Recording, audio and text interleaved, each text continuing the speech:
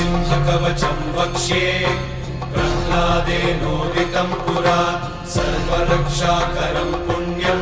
सर्वोपद्रवनाशनं स्वाहा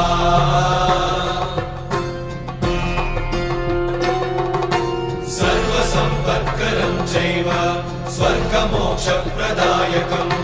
ध्यात्वा नृसिंहं देवेशं हेमसिंहासनस्थितं स्वाहा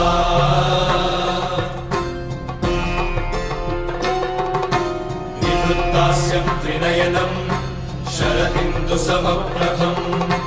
लक्ष्म्यालिङ्गितवामाङ्गं विभूतिविरूपाश्रितं स्वाहा